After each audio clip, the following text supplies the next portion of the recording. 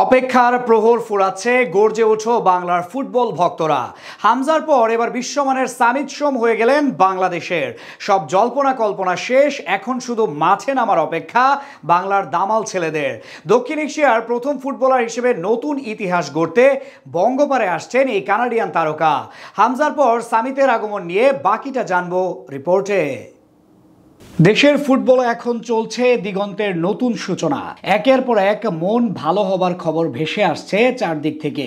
এবার সামনে আসলো দারুণ এক সংবাদ, যেটা মন ভালো করে দেবে যে কোনো ফুটবল প্রেমীর। বিশ্ব ফুটবলের সমর্থনে এদেশের দর্শকরা এগিয়ে থাকলেও নিজেদের দেশের ফুটবল নিয়ে উন্মাদনা তেমন একটা দেখা মিলত না। তবে হামজা চৌধুরীর আগমনের পর পাল্টে গেছে সব হিসেব নিকেশ। ইউরোপিয়ান ফুটবলের রাত জাগা এদেশের সমর্থকরা এখন অপেক্ষায় থাকে দেশের ফুটবল ম্যাচের জন্য।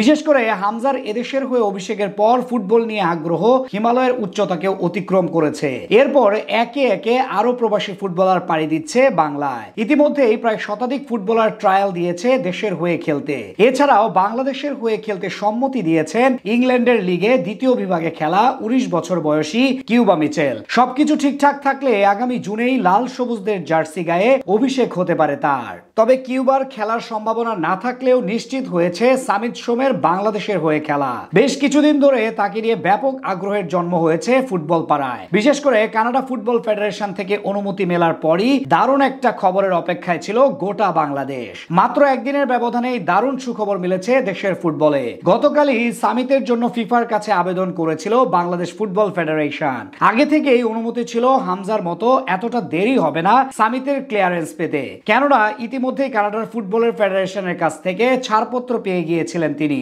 সেই সাথে তার বাবা মা যেহেতু বাংলাদেশি, তাই খুব একটা বেগ পেতে হয়নি। তবে এত তাড়াতাড়ি পেয়ে যাবেন তা হয়তো কেউই ভাবেনি। মাত্র মাসখানেক আগেই বাংলাদেশের হয়ে খেলার আগ্রহ প্রকাশ করেছিলেন কানাডার জাতীয় দলের হয়ে 2 ম্যাচ খেলা এই ফুটবলার। এরপর থেকে তাকে দলে খেলাতে তোড়জোড় শুরু করে দেয় বাংলাদেশ ফুটবল ফেডারেশন। আর তাতে অল্প সময়ের মধ্যে যাবতীয় কাজকর্মের সমাপ্তি ঘটে। সবকিছু ঠিক থাকলে আগামী 10ই জুন সিঙ্গাপুরের বিপক্ষে ম্যাচ দিয়ে লাল সবুজের জার্সি গায়ে অভিষেক ঘটবে এই ফুটবলারের। সামিত সোমের বাংলাদেশের হয়ে খেলার নিশ্চিতের পর শক্তিশালী হচ্ছে মিডফিল্ড পজিশন। একে তো দলটিতে রয়েছে হামজা চৌধুরী, তার উপর নতুন করে সামিতের অন্তর্ভুক্তিতে বাড়তি সুবিধা মিলবে লাল সবুজদের। আর তাতে এবার বড় স্বপ্নের দুয়ার সামনে দাঁড়িয়েছে বাংলাদেশের ফুটবল সমর্থকদের। ম্যান ইন ব্লুদের বিপক্ষে ড্র করার পর এশিয়ান কাপে খেলার সম্ভাবনা যে দুয়ার উন্মোচিত হয়েছিল সামিতের আগমনের পর, তা বেড়ে যাবে শতগুণ। এখন সবারই আশা হামজা সামিতের হাত ধরে এশিয়ান কাপ খেলুক বাংলাদেশ, সেই সাথে স্বপ্ন বুনতে সাহায্য করবে